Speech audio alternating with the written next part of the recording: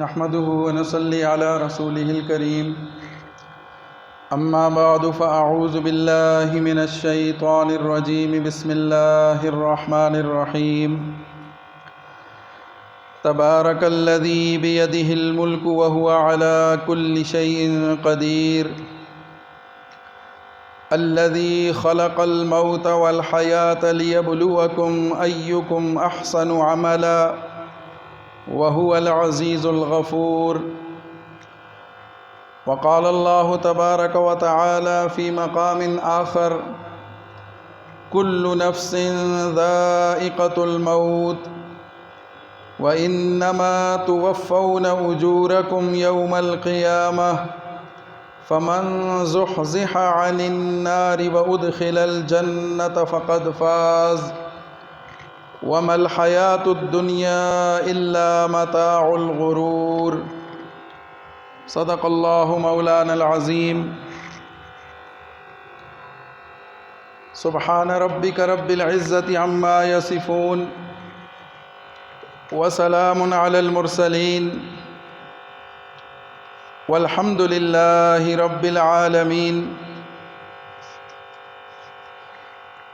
میرے انتہائی واجب الاحترام معزز سامعین کرام،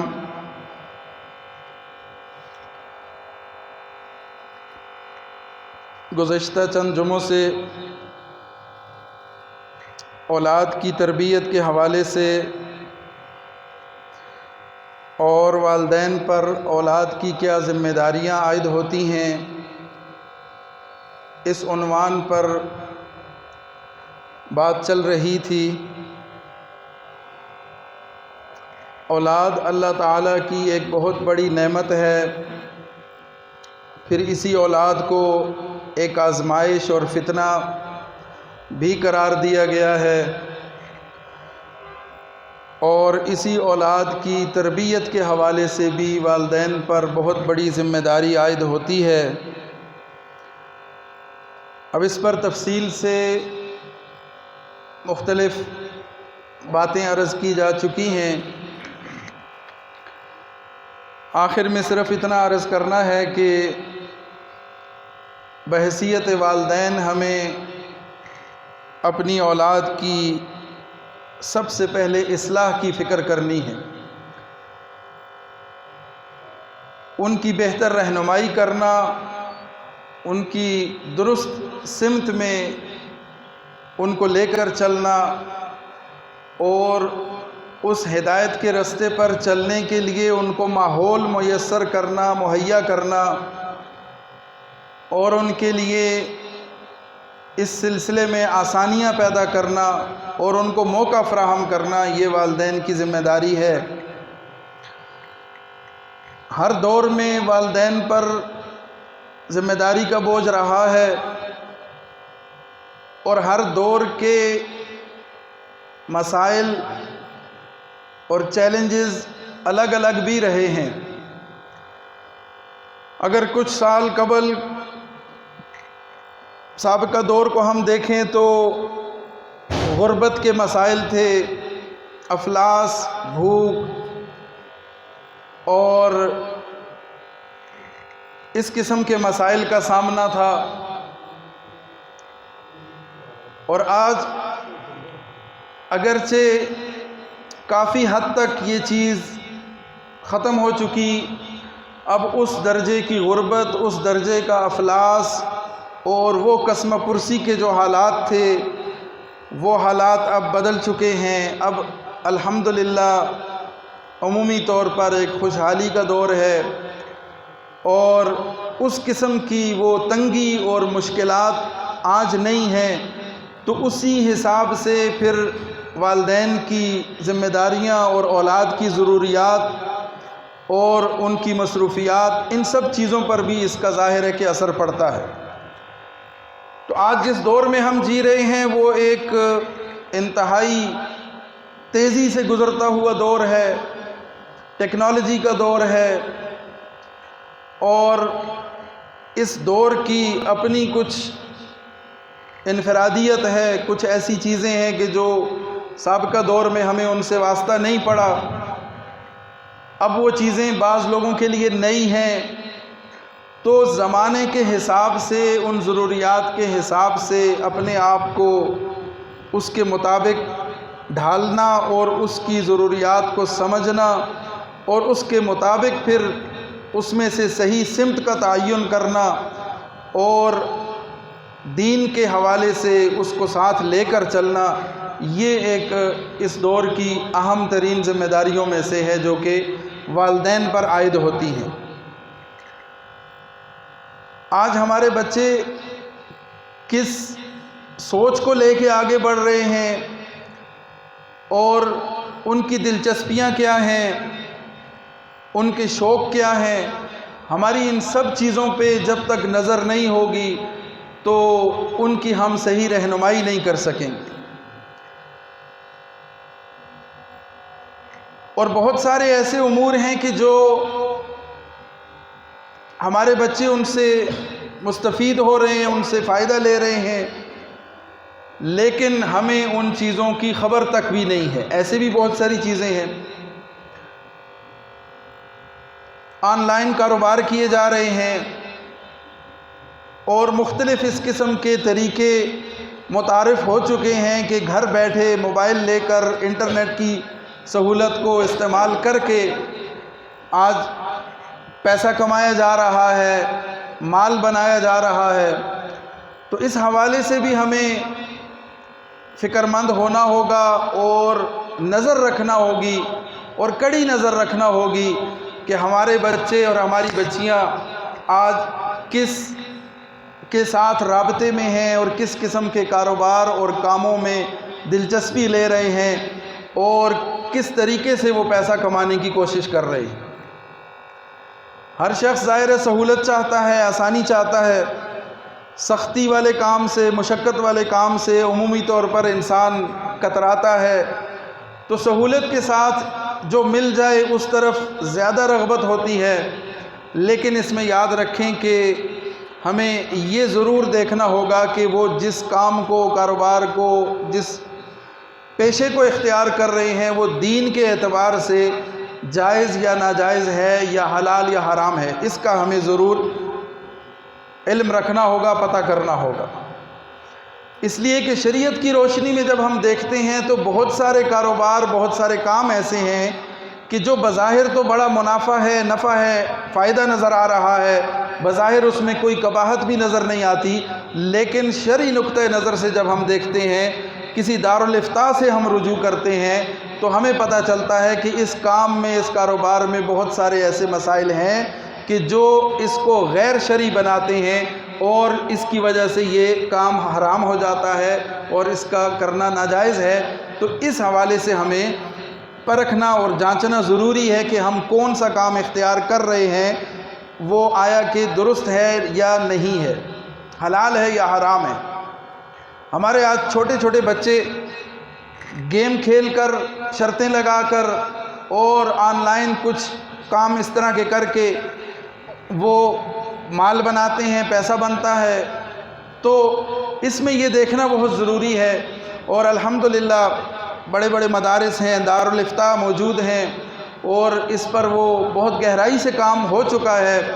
کہ حلال حرام، جائز ناجائز، مختلف کمپنیاں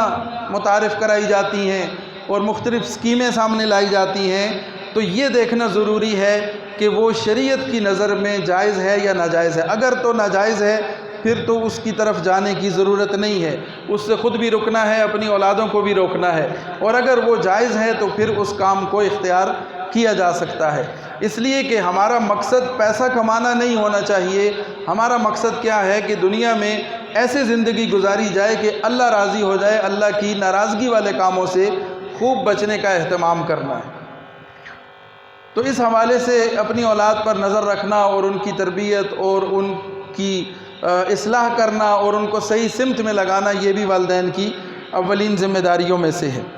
پھر اس کے ساتھ ساتھ اولاد کے لیے بھی کچھ ذمہ داریاں ہیں، اور مختصراً اگر ایک جملے میں کہا جائے تو اولاد کے لیے ضروری ہے کہ وہ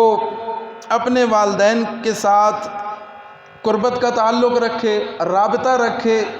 بات چیت کرے، مکالمہ کرے، اور دلیل کے ساتھ اور عزت کے ساتھ اپنے والدین سے بات کرے۔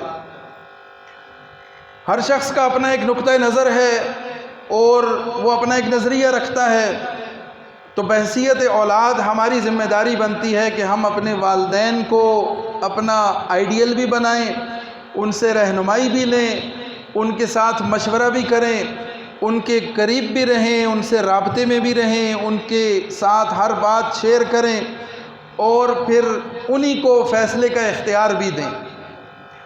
اور اگر کسی بات میں اختلاف رائے ہو تو دلیل کے ساتھ بات کریں اور عزت و احترام کے ساتھ ان کے ساتھ بات کی جائے۔ یہ اولاد کی ذمہ داری بنتی ہے۔ پھر اولاد کو یہ بھی سکھانا ضروری ہے، سمجھانا اور ان کے ذہن میں اس بات کو بٹھانا کہ وہ صرف والدین کے بل بوتے پر یا نسبت کا اعتبار کر کے بے غم نہ ہو جائیں۔ بعض دفعہ انسان یہ سوچ کے کہ میرا والد بڑا نیک ہے تو چلو مجھے کوئی ضرورت نہیں ہے عمل کرنے کی اور میرا کام بھی اسی کی بنسبت بن جائے گا، یا دنیاوی اعتبار سے والد کے پاس مال بہت ہے، پیسہ بہت ہے، تو اولاد پھر عموماً نکمی اور سست ثابت ہوتی ہے۔ تو اولاد کو یہ بھی سمجھانا اور ان کے ذہن میں یہ بات ڈالنا اچھی طرح سے کہ یہ جو نسبت ہے، یہ جو تعلق ہے، یہ ان کے کام اس لحاظ سے نہیں آئے گا کہ ان کا کام اس کی وجہ سے کچھ بنے گا۔ دیکھیں نبی علیہ السلام نے فرمایا کہ اے بنی ہاشم، کہیں ایسا نہ ہو کہ قیامت کے روز اور لوگ تو اپنے اپنے اعمال صالحہ لے کر آئیں اور تم اعمال صالحہ سے غفلت برتو اور صرف میری نسبت کا بھروسہ لے کر آؤ اور میں اس روز تم سے یہ کہوں کہ میں تمہیں اللہ کے عذاب سے نہیں بچا سکتا۔ یعنی کہیں ایسا نہ ہو کہ سید ہونے کی وجہ سے، قریشی ہونے کی وجہ سے تم اسی پر اکتفا کر کے بیٹھ جاؤ کہ ہم تو آل رسول ہیں اور ہمیں اعمال کرنے کی ضرورت نہیں۔ حضور فرما رہے ہیں ایسا نہ ہو کہ تم بغیر عمل کے آ جاؤ اور دوسرے لوگ عمل کر کے آئیں، تو پھر مجھ سے یہ توقع نہ رکھو کہ تم اعمال کے بغیر آ جاؤ اور میں تمہاری شفاعت کر دوں گا اور یہ تمہارے لیے کافی ہو جائے گا۔ ایسا نہیں ہو سکتا۔ اپنے لیے تم نے عمل خود کرنے ہوں گے، اپنی آخرت کی فکر تمہیں خود کرنی ہوگی اور اللہ تعالیٰ سے تعلق بنانا ہوگا۔ اور پھر ایک موقع پہ ارشاد فرمایا کہ جس شخص کو اس کے عمل نے پیچھے کر ڈالا اس کو اس کا نسب آگے بڑھا نہیں سکتا۔ یعنی کسی شخص نے اپنا عمل کمزور کر لیا، عملی طور پر وہ ناقص ہے، تو اس کی نسبت، اس کا نسب نامہ وہ اس کے لیے کافی نہیں ہے کہ اس کی نجات کا باعث بن جائے۔ تو اس حوالے سے بھی اولاد کی اصلاح کی فکر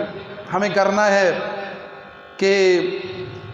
انہیں خود اپنے پاؤں پہ کھڑا ہونے کی ترغیب دیں، اپنے بل بوتے پہ دنیا کے اندر آگے بڑھنے کی وہ کوشش کریں۔ اسی میں انشاءاللہ ان کی کامیابی ہوگی۔ تو یہ چند باتیں اولاد کی ذمہ داریوں کے حوالے سے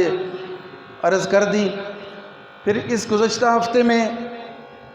3 فوتگیاں ہوئیں ہمارے اس محلے میں، تو اس حوالے سے موت اور موت سے متعلقہ احکامات کے حوالے سے چند باتیں بھی عرض کرنی ہیں قرآن و حدیث کی روشنی میں، اس لیے کہ موت ایک ایسی چیز ہے کہ جو کسی کو اس سے انکار نہیں ہے۔ دنیا میں کوئی شخص ایسا نہیں آیا کہ جو موت کا انکار کر سکتا ہو۔ لوگوں نے اللہ کی ذات کا انکار کیا، لوگوں نے انبیاء کا انکار کیا، اللہ کی نشانیوں کا انکار کیا، معجزات کو جھٹلاتے رہے، سب کچھ کیا، لیکن ایک کام ایسا ہے کہ جو کوئی بھی نہ کر سکا، اور وہ کام ہے موت سے فرار اور موت سے انکار۔ تو موت کا ذائقہ ہر شخص نے چکھنا ہے، ہر ایک نے اس مرحلے سے گزرنا ہے۔ تو اس کو اگر ہم ذرا تفصیل سے دیکھیں تو 3 مرحلے بنتے ہیں، ایک موت سے قبل زندگی، موت تک، پھر موت کے وقت، اور تیسرا جو مرحلہ ہے وہ موت کے بعد کا ہے۔ یعنی موت سے قبل، مرنے سے پہلے ویسے تو موت کا پتہ کچھ نہیں ہے کہ کس وقت آ جائے، اور موت سے پہلے کوئی ایسی علامت بھی ظاہر ہونا ضروری نہیں ہے کہ جس سے پتہ چلے کہ اب موت آنے والی ہے۔ بات کرتے کرتے، چلتے چلتے اور کسی بھی حالت میں انسان کی موت آ جاتی ہے، اور ہم اس چیز کا مشاہدہ بھی کرتے ہیں۔ ابھی چند دن قبل ایک ویڈیو بہت زیادہ وائرل ہوئی کہ جس میں ایک لیکچرر لیکچر دے رہے ہیں، بات کر رہے ہیں، کلاس کو پڑھا رہے ہیں، اور وہ اپنے اس عنوان پہ بات کر رہے ہیں، وہی جملہ ادا کرتے کرتے وہ نیچے زمین پہ بیٹھتے ہیں اور منہ کے بل گر کے وہیں جان چلی جاتی ہے ان کی۔ تو ایک لمحہ بھی نہیں ملا کہ یہاں تک کہ انہیں خود بھی محسوس نہیں ہوا کہ میں مر رہا ہوں۔ اگر ہوتا تو وہ اپنے اس لیکچر کا وہ جو جملہ مکمل کر رہے ہیں وہ نہ بول رہے ہوتے، ہو سکتا ہے وہ کہتے میری طبیعت خراب ہے، مجھے کچھ ہو رہا ہے، یا میں ٹھیک نہیں ہوں، ایسی بھی کوئی علامت ظاہر نہیں ہوئی، کوئی بات وہ نہ کر سکے، اپنا جملہ پڑھتے پڑھتے اور ادھر سے پیچھے مڑے اور جان دے دی۔ تو موت کے لیے کوئی ایسا علامت ظاہر نہیں ہوتی کہ جس کو دیکھ کر ہم کہیں کہ یہ موت سے اب قبل وقت ہے۔ اس لیے زندگی جو بھی گزر رہی ہے وہ ہر لمحے موت کی یاد میں گزرے، آخرت کی فکر میں گزرے، آخرت کی یاد میں گزرے۔ لیکن عمومی طور پر موت سے قبل بیماری ایک ایسی چیز ہے کہ جو عام طور پہ موت کی یاد کی طرف لے کر جاتی ہے انسان کو۔ انسان بیمار ہو گیا، کسی مرض میں مبتلا ہو گیا،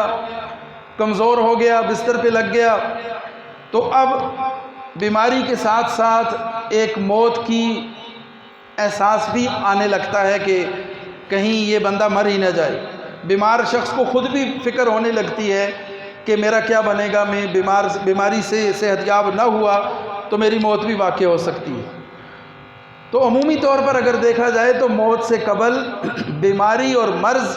ایک ایسی چیز ہے کہ جس کو ہم موت سے پہلے کی سٹیج یا مرحلہ کہہ سکتے ہیں۔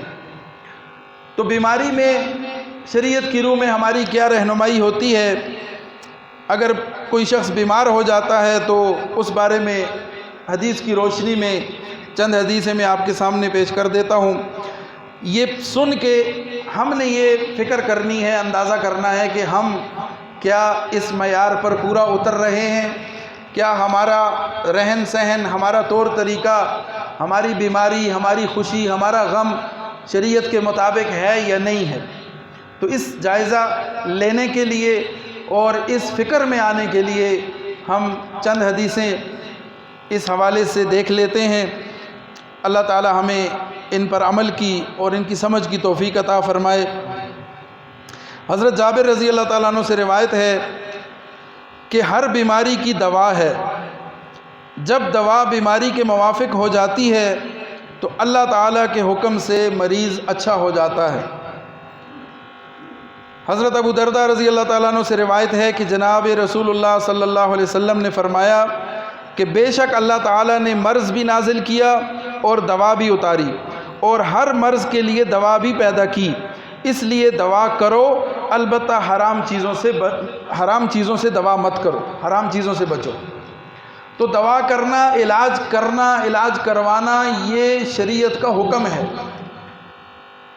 توکل اس کا نام نہیں ہے کہ ڈاکٹر کے پاس نہ جائیں اور علاج نہ کروائیں، بلکہ رسول اللہ فرما رہے ہیں کہ اللہ نے مرض بھی پیدا کیا، مرض کی دوا بھی پیدا کی، اس لیے دوا کیا کرو، لیکن یہ خیال رہے کہ حرام چیزوں سے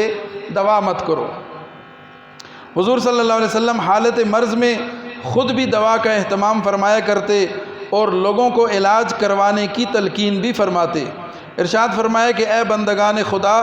دوا کیا کرو، کیونکہ خدا نے ہر مرض کی شفا مقرر کی ہے بجز ایک مرض کے۔ لوگوں نے پوچھا وہ کیا؟ تو آپ صلی اللہ علیہ وسلم نے فرمایا کہ بہت زیادہ بڑھاپا۔ یہ ایک ایسی بیماری ہے کہ جس کا کوئی علاج نہیں، اس کا کوئی حل نہیں۔ ایک شخص بوڑھا ہو گیا، بہت بوڑھا ہو گیا، ظاہر ہے کہ کمزوری آ جائے گی، اس کے اعضاء کام نہیں کریں گے، بیماریوں سے گھر جائے گا۔ تو یہ بوڑھا ہو جانا اور بڑھاپے کی انتہا کو پہنچ جانا یہ بذات خود ایک بیماری ہے۔ اس بیماری کا علاج نہیں ہے، اس کے علاوہ اللہ نے ہر بیماری کا علاج رکھا ہے۔ حضور صلی اللہ علیہ وسلم بیمار کو طبیب حاذق سے علاج کرانے کا حکم فرماتے اور پرہیز کرنے کا حکم دیتے کہ اچھے طبیب کے پاس جاؤ، ماہر ڈاکٹر کے پاس جاؤ، اپنا علاج کراؤ اور پرہیز کرو، پرہیز بہترین علاج ہے۔ حرام اشیاء کو بطور دوا بھی استعمال کرنے سے منع فرماتے، ارشاد فرمایا کہ اللہ تعالیٰ نے حرام چیزوں میں تمہارے لیے شفا نہیں رکھی۔ اسی طرح رسول اللہ نے فرمایا کہ بیماری آنے سے پہلے تندرستی سے کچھ فائدہ لے لو اور مرنے سے پہلے اپنی زندگی کے پھل اٹھا لو۔ بیماری آنے سے پہلے جو صحت میسر ہے، تندرستی میسر ہے، اس سے فائدہ لے لو، کچھ کام کر لو، آخرت کے لیے کچھ کر لو، دنیا کے لیے کچھ کر لو، کچھ کرو صحیح، یہ سستی چھوڑ دو، یہ بیکار بیٹھنا چھوڑ دو، یہ نکما پن چھوڑ دو، کچھ کر کے دکھاؤ اور مرنے سے پہلے اپنی زندگی کے پھل اٹھا لو۔ اپنی زندگی کا جو نفع تم نے اٹھانا ہے، جو فائدہ اٹھانا ہے زندگی میں، جو موقع اللہ نے دیا ہے، جو سانسیں چل رہی ہیں، ان سے نفع اٹھاؤ، ان سے فائدہ لو اور مرنے سے پہلے اپنی زندگی کے پھل اٹھا لو۔ یعنی تندرستی اور زندگی کو غنیمت سمجھو اور نیک کام میں اس کو لگائے رکھو، ورنہ بیماری اور موت میں پھر کچھ نہ ہو سکے گا۔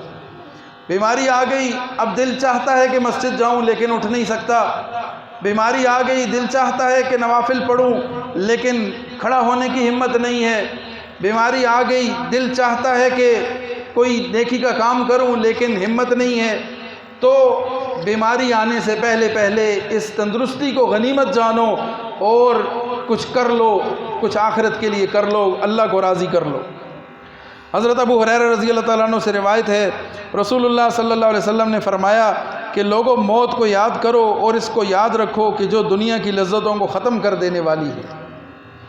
حضرت عبداللہ بن عمر سے روایت ہے کہ رسول اللہ نے فرمایا موت مومن کا تحفہ ہے۔ مومن کے لیے موت تحفہ ہے، اس لیے کہ موت اللہ سے ملاقات کا ذریعہ ہے، موت جنت کے حصول کا ذریعہ ہے، موت اپنے اعمال کا اجر پا لینے کا ذریعہ ہے۔ اس لیے موت سے خوف نہ کھاؤ، موت سے بھاگو مت، موت سے گھبراؤ مت، موت کی تیاری کرو۔ اور موت کو صحابہ کرام تو ایسا محبوب رکھتے تھے کہ جیسے دنیا کی سب سے محبوب ترین وہ چیز موت کو رکھا کرتے تھے، موت کی تمنا کیا کرتے تھے، شہادت کی تمنا کیا کرتے تھے۔ حضرت ابو موسیٰ اشعری رضی اللہ تعالیٰ عنہ سے روایت ہے کہ حضور نے فرمایا جب بندہ بیمار ہو یا سفر میں جائے اور اس بیماری یا سفر کی وجہ سے اپنی عبادت وغیرہ کے معمولات پورے کرنے پر سے مجبور ہو جائے تو اللہ کے ہاں اس کے اعمال اسی طرح لکھے جاتے ہیں جس طرح وہ صحت و تندرستی کی حالت میں اور زمانہ اقامت میں کیا کرتا تھا۔ ایک شخص اعمال کا عادی ہے، اعمال کا پابند ہے، نماز کا پابند ہے، ذکر اذکار کرتا ہے، صدقہ خیرات کرتا ہے، نیکی کے کام کرتا ہے، اپنا زیادہ وقت اعمال میں خرچ کرتا ہے۔ اب یہ شخص بیمار ہو گیا یا یہ شخص سفر میں چلا گیا، مسافر ہو گیا، اب اس کے لیے وہ اعمال جاری رکھنا ناممکن ہو گیا یا مشکل ہو گیا، تو اللہ تعالیٰ اس کے ساتھ اتنا بھلائی کا معاملہ فرماتے ہیں کہ اس کے وہ جو اعمال کیا کرتا تھا وہ اعمال اسی طرح سے اس کا ثواب دیا جاتا رہے گا۔ یہ کتنی بڑی اللہ تعالیٰ کی مہربانی ہے۔ پھر ایک بیماری جب آتی ہے تو بعض دفعہ انسان اس مقام کو نہیں پہنچ رہا ہوتا اپنے اعمال سے کہ جو اللہ نے اس کے لیے طے کر رکھا ہے، پھر اللہ تعالیٰ اس پر کوئی آزمائش لا کے، بیماری لا کے، اس کے صبر کرنے پر اس کو اجر دے کے اس مقام تک پہنچا دیتے ہیں۔ محمد بن خالد سلمی رضی اللہ تعالیٰ عنہ اپنے والد سے روایت کرتے ہیں اور وہ ان کے دادا سے کہ رسول اللہ صلی اللہ علیہ وسلم نے فرمایا کسی بندہ مومن کے لیے اللہ تعالیٰ کی طرف سے ایسا بلند مقام طے ہو جاتا ہے جس کو وہ اپنے عمل سے نہیں کر پاتا، تو اللہ تعالیٰ اس کو جسمانی یا مالی تکلیف میں یا اولاد کی طرف سے کسی صدمہ یا پریشانی میں مبتلا کر دیتا ہے، پھر اس کو صبر کی توفیق دے دیتا ہے یہاں تک کہ ان مصائب اور تکالیف اور ان پر صبر کی وجہ سے اس بلند مقام پر پہنچا دیا جاتا ہے جو اس کے لیے پہلے سے طے ہو چکا۔ حضرت ابو سعید خدری رضی اللہ تعالیٰ عنہ حضور سے روایت فرماتے ہیں کہ مومن کو جو بھی بیماری، جو بھی پریشانی، جو بھی رنج و غم اور جو بھی اذیت پہنچتی ہے یہاں تک کہ کانٹا بھی اس کو چبھتا ہے تو اللہ تعالیٰ ان چیزوں کے ذریعے اس کے گناہوں کی صفائی فرما دیتے۔ تو اللہ تعالیٰ کا کتنا کرم ہے، کتنا احسان ہے۔ پھر یہ تو بیماری کی حالت کے اعتبار سے چند احادیث عرض کی۔ اب مریض کی عیادت کیسے کرنی ہے، اس حوالے سے بھی رسول اللہ صلی اللہ علیہ وسلم کا طرز عمل کیا تھا۔ تو حضور نے فرمایا کہ ایک مسلمان دوسرے مسلمان کی عیادت کے لیے اگر صبح کے وقت جاتا ہے تو شام تک اس کے لیے 70,000 فرشتے دعائے مغفرت کرتے ہیں، اور اگر شام کو عیادت کرے تو صبح تک 70,000 فرشتے اس کے لیے دعائے مغفرت کرتے ہیں۔ صحابہ کرام میں سے جو لوگ بیمار ہو جاتے تو حضور صلی اللہ علیہ وسلم اس کی عیادت کے لیے تشریف لے جایا کرتے تھے۔ حضرت ثوبان سے روایت ہے، حضور نے فرمایا کہ بندہ مومن جب اپنے صاحب ایمان بھائی کی عیادت کرتا ہے تو واپس آنے تک گویا کوئی وہ جنت کے باغ میں ہوتا ہے۔ عیادت کی کتنی فضیلت ہے۔ حضرت ام سلمہ کہتی ہیں کہ حضور نے فرمایا جب تم مریض کے پاس جاؤ یا کسی قریب المرگ شخص کے پاس جاؤ تو اس کے سامنے بھلائی کا کلمہ زبان سے نکالو، کیونکہ جو تم کہتے ہو فرشتے اس پر آمین کہتے ہیں۔ یہ بہت اہم بات ہے کہ کسی مریض کے پاس جا کر اس کو حوصلہ دیں، اس کی حوصلہ افزائی کریں اور اسے مایوس ہونے سے بچائیں۔ وہ بیمار ہے، وہ پہلے ہی مایوسی میں چلا گیا، وہ فکر مند ہے، وہ بیماری سے تنگ ہے، مایوسی کی کیفیت میں ہے۔ آپ اس کا دل خوش کریں، اس کے ساتھ ایسی باتیں کریں کہ وہ بیماری اور اس کیفیت سے باہر آ جائے، مایوسی سے باہر آ جائے۔ حضرت ابو سعید خدری رضی اللہ تعالیٰ عنہ سے روایت ہے کہ رسول اللہ صلی اللہ علیہ وسلم نے فرمایا جب تم کسی مریض کے پاس جاؤ تو اس کی عمر کے بارے میں اس کے دل کو خوش کرو، یعنی اس کی عمر اور اس کی زندگی کے بارے میں امید پیدا کرنے والی باتیں کرو جس سے اسے امید آئے، امید ملے اسے اور زندگی کی طرف اس کی رغبت ہو۔ اس طرح کی باتیں کسی ہونے والی چیز کو تو رد نہیں کر سکتی، لیکن اس سے اس کا دل خوش ہوگا اور یہی عیادت کا مقصد ہے۔ اگرچہ تقدیر کو تو نہیں ٹالا جا سکتا، اس کی اگر موت مقرر ہے تو وہ آ کے رہے گی، اس کا تو کچھ نہیں ہو سکتا، لیکن اس کا دل خوش ہو جائے گا۔ اور فرمایا کہ عیادت کا مقصد ہی یہ ہے، مریض کا دل خوش ہو جائے، وہ مطمئن ہو جائے تو عیادت کا مقصد حل ہو گیا۔ حضرت عبداللہ بن عباس فرماتے ہیں کہ مریضوں کے پاس عیادت کرنے میں شور و شغب نہ کرنا اور کم بیٹھنا بھی سنت ہے۔ شور شرابہ نہ کرنا، اس کی سہولت کا، آرام کا خیال رکھنا اور تھوڑی دیر بیٹھنا اور پھر بیٹھ کے اٹھ کے آ کے وہاں سے چلے آنا، وہاں زیادہ دیر نہ بیٹھنا کہ اس کو تکلیف ہونے لگے۔ حضور کسی مریض کے قریب تشریف لے جاتے اور اس کے سرہانے بیٹھتے، اس کا حال دریافت کرتے اور اس سے پوچھتے کہ طبیعت کیسی ہے۔ اور کبھی آپ مریض کی پیشانی پر دست مبارک رکھتے اور دعا کرتے کہ اے اللہ اسے شفا دے، اور جب آپ مریض کے پاس تشریف لے جاتے تو فرماتے کہ کوئی فکر کی بات نہیں، انشاءاللہ سب ٹھیک ہو جائے گا۔ بسا اوقات آپ فرماتے کہ یہ بیماری گناہوں کا کفارہ اور طہور بن جائے گی، یعنی یہ بیماری آپ کے لیے پاکیزگی کا باعث ہوگی، گناہوں سے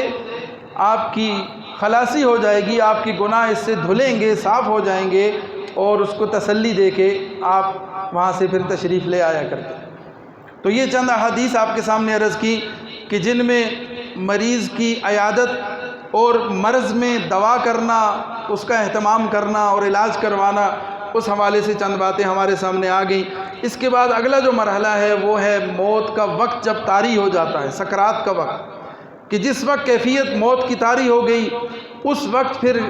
مردے کو کیا تلقین کرنا ہے، اس وقت کیا اعمال ہیں کہ جو اختیار کرنا ہوں گے۔ تو انشاءاللہ یہاں سے آگے پھر مزید جو اگلے مراحل ہیں ان پر تفصیل سے انشاءاللہ آئندہ جمعے پہ بات کریں گے۔ وآخر دعوانا ان الحمدللہ رب العالمین۔